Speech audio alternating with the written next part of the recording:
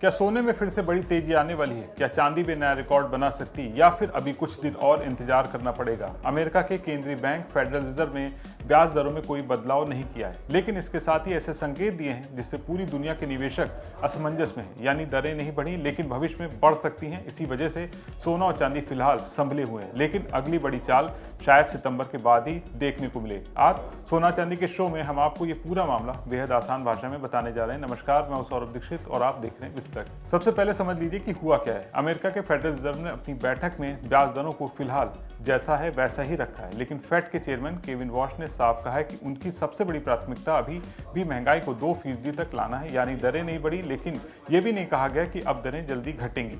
बाजार इसी को हॉकिश होल्ड कह रहा है, मतलब अभी राहत नहीं है और सख्ती पूरी तरह से खत्म नहीं हुई। सवाल है कि इसका असर सोने चांदी पर क्या पड़ेगा। कीमती धातुओं के जाने माने विश्लेषक जेसी कोलंबो का कहना है कि फेड के फैसले के बाद सोने और चांदी ने राहत की सांस ली। आमतौर पर जब ब्याज दरें ऊंची रहती तो सोने पर दबाव आता है, क्योंकि सोना कोई ब्याज नहीं देता। लेकिन इस बार दिलचस्प बात यह रही है कि इतनी सख्ती के बावजूद सोना ज्यादा नहीं टूटा है। उनका कहना है कि बाजार पहले से ही काफी निगेटिव हो चुका है, यानी जो डर था पहले से कीमतों में शामिल हो चुका है। अब एक नज़र भारत में आज सोने चांदी की कीमतों पर भी डाल लेते हैं। आज यानी 31 जुलाई को मल्टी कमोडिटी एक्सचेंज यानी एमसीएक्स पर दोपहर 2 बजे 5 अगस्त 2026 की डिलीवरी वाला सोना 680 रुपये की गिरावट के साथ 1,42,552 रुपये प्रति 10 ग्राम पर ट्रेड कर रहा था। वहीं 4 सितंबर 2026 की डिलीवरी वाली चांदी 1482 रुपये की गिरावट के साथ 2,18,485 रुपये प्रति किलो पर ट्रेड कर रही थी। अब तकनीकी संकेतों की भी बात कर लेते हैं। एक्सपर्ट के मुताबिक पिछले हफ्ते सोना एक अहम ट्रायंगल पैटर्न के ऊपर निकल गया है। कई एक्सपर्ट को उम्मीद है कि सोना $4,000 के नीचे फिसल जाएगा और $3,000 के दायरे में पहुंच सकता है, लेकिन ऐसा नहीं हुआ।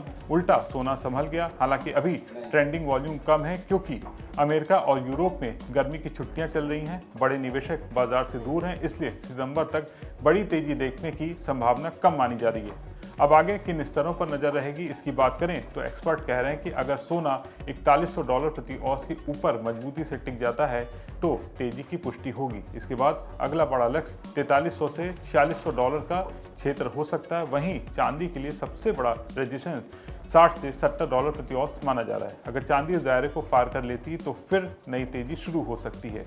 अब दूसरी बड़ी बात, अर्थशास्त्रियों का कहना है कि इस बार फेड की बैठक पहले से अलग रही है। पहली बार फेड के अंदर ही मतभेद खुलकर सामने आए हैं। 3 सदस्यों ने ब्याज दर बढ़ाने के पक्ष में वोट दिया, लेकिन बाकी सभी गवर्नर और न्यूयॉर्क फेड के प्रमुख ने दरें स्थिर रखने का समर्थन किया। यानी फिलहाल बहुमत अभी भी इंतजार के पक्ष में है। अब सबकी नजर 12 अगस्त को आने वाले अमेरिका के महंगाई के आंकड़ों यानी सीपीआई डेटा पर रहेगी। सितंबर की बैठक से पहले ऐसे 2 महंगाई के आंकड़े आएंगे। अगर महंगाई कम होती है तो फेड दरें लंबे वक्त तक नहीं बढ़ाएगा, लेकिन अगर तेल महंगा रहा और महंगाई बढ़ी तो सितंबर में ब्याज दरें बढ़ने की संभावना भी बनी रहेगी। फिलहाल बाजार करीब 60% संभावना मान रहा है कि सितंबर में 0.25% की बढ़ोतरी हो सकती है।